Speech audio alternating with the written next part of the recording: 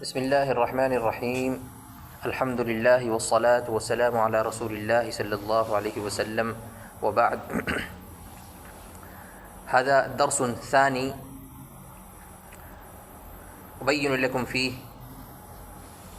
بعض الأمور في مبادئ الحديث، في موضوع مبادئ الحديث.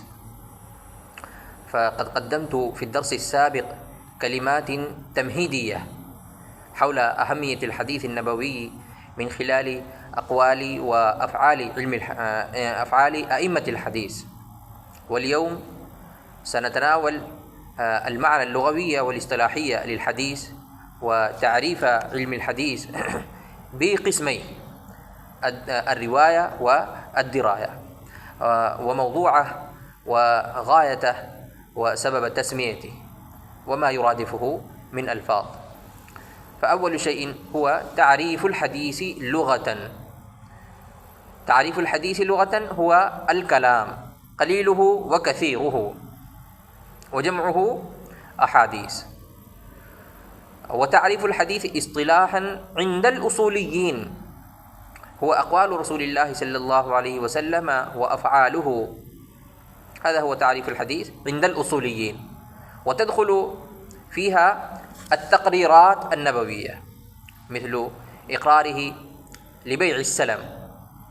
أما أحواله غير الاختيارية فلا تدخل في هذا التعريف عند الأصوليين. لما؟ لأن مقصدهم هو استنباط الأحكام، وتلك الأحوال لا يستنبط منها حكم.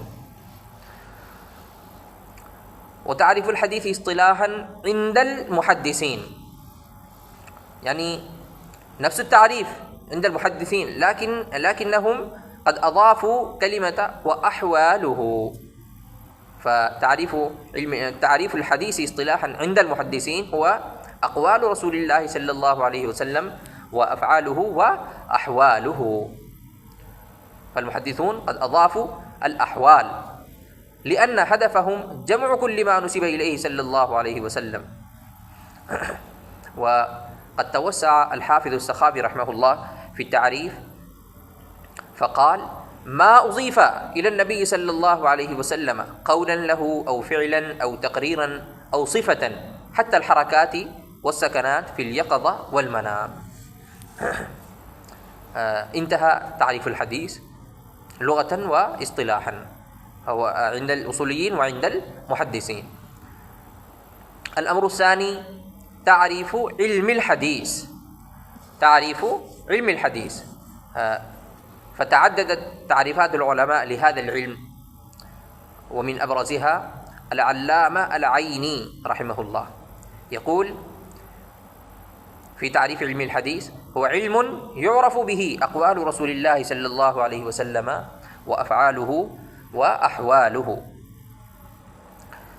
ويقول الحافظ السخاوي رحمه الله في تعريف علم الحديث: هو معرفة ما أضيف إلى النبي صلى الله عليه وسلم قولا أو فعلا أو تقريرا أو صفة. هذان تعريفان،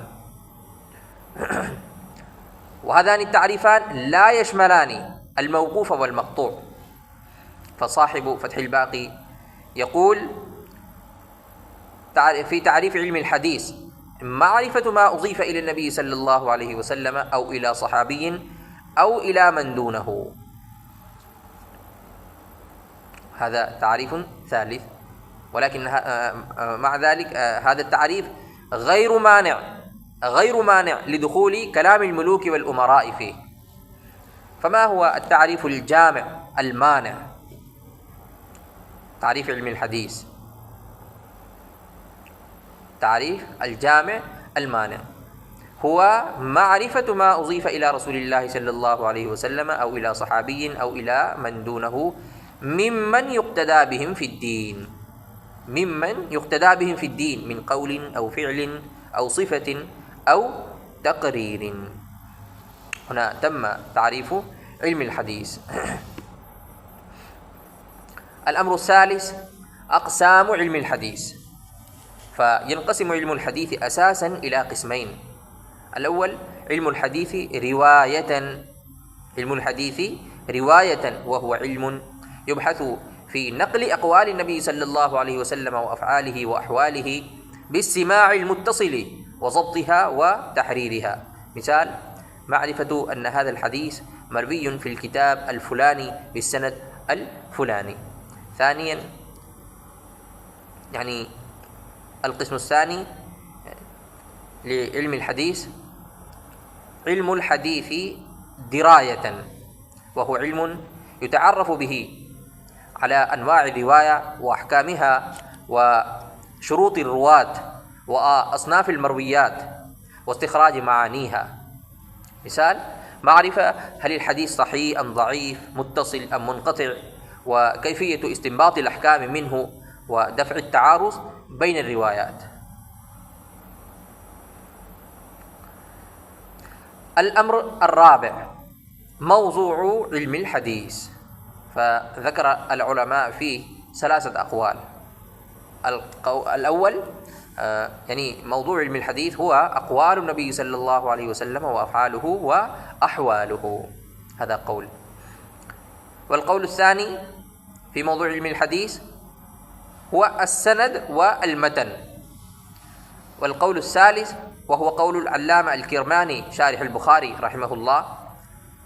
علامة الكرماني يقول في موضوع علم الحديث هو ذات رسول الله صلى الله عليه وسلم.